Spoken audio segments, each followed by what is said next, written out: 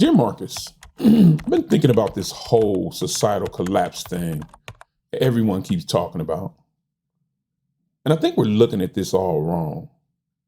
We're not collapsing. We're just soft as hell. I was talking to my neighbor the other day, this old guy who grew up during the Depression. He's telling me stories about how his family shared one pair of shoes between three kids and how they ate beans for dinner 6 nights a week and were grateful to have that.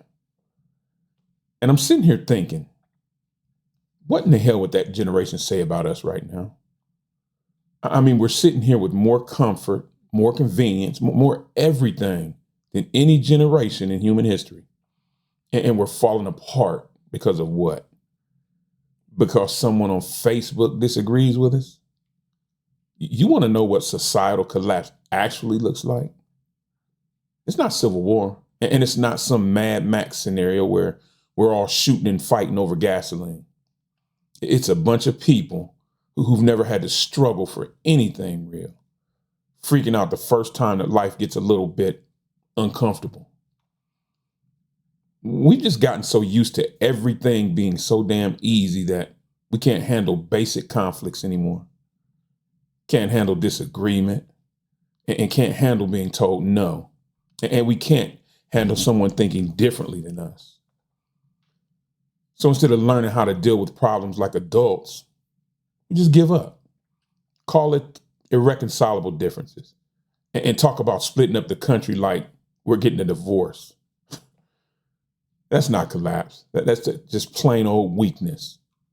And the crazy part, well, we're raising our kids to be even softer than we are.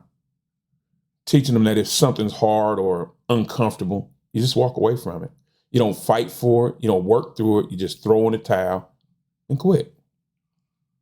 And now my daughter's worried about a civil war, but she's never had to worry about where her next meal is coming from. And she's never had to work for anything she really needed. She's never had to go without, never been hungry, never been without electricity.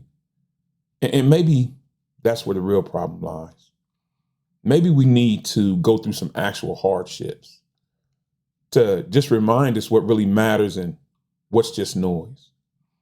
Because as of right now, we're acting like a nation of spoiled children who've never been told no. And when someone finally does tell us no, what do? We get in a tizzy and we throw a tantrum and threaten to burn the whole house down. You remember that old guy who lived through the Depression that I was telling you about? Well, he looked at me and he said, son, if we could survive on beans and hope, you can survive someone voting different than you. And you know what? He's right. We're not collapsing. We're just soft. And soft can be fixed, though, if we're honest about it. But first, we got to stop calling our weakness principles and our comfort rights. Are we too soft to save ourselves, or can we still remember how to be tough when it matters? From a guy who's tired of watching adults act like children. P.S. Maybe instead of preparing for civil war, we should prepare our kids to handle disappointment without falling apart. Well, I hear you on that one. I agree with you 100%, brother. We are one of the weakest countries in the world. And that comes from us being so damn prosperous. America has never, or should I say Americans, have never been told no. I mean, we've gotten everything we've ever wanted, when we wanted it, and how we wanted it. So what happens when you take a spoiled, rich kid and you tell them no? We all know what happens. They throw a tantrum, and we're seeing that all over this whole country. I mean, adults, grown adults, can't even agree to disagree anymore. What in the hell do I care how you vote? That's your right. You're entitled to that. But to want a civil war because people think differently, isn't that the opposite of what this country was built on? The melting pot, right? Different people from different places coming together and blending, melting together. I don't truly get it anymore, but I know something's got to give. We're raising a whole generation that's even softer than we are. But I know we can do it. I know we can come together in crisis situations. I've seen it before. Just look at 911. Just look at that. When a real crisis hits, Americans came together in this country like I've never seen before in my life. Or any natural disaster that happens in this country, hurricane, flood, tornado, we put our differences aside. We put our political affiliations aside, and we come together and we do what needs to be done to get the job done. So I know it's within us.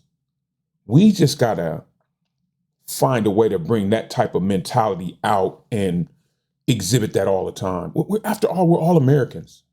I mean, we were all born on the same soil. I don't know. I don't see how we got here. I sit and I think about it, and I swear I think a lot of it has to do with TV and social media, and I'm almost willing to say we're just addicted to fucking drama. We've become so accustomed to drama in our everyday lives, TV, politics, all around us for the last 20 plus years. It's just ingrained into us now. So we seek it out in our daily life. If there's no drama, fact, did you know that drama gives you a dopamine hit? An argument gives you a dopamine hit. You ever notice how when you get in an argument with somebody, you get hyped up? That's that dopamine. And I think we've all become a bunch of fucking dopamine junkies. And we seek it out. We've become so accustomed to it, we seek it out. And it's not good. It's tearing our country apart. I love America. I love Americans. I love people. I love to talk to people. I love to listen to stories. I love to listen to older people tell stories. I love to get together with the younger people and listen to what's going on in their lives. It's the difference that makes us great. That's why America is the greatest country on earth, because of the different variety of people here. We are not all the same. We don't all come from the same backgrounds.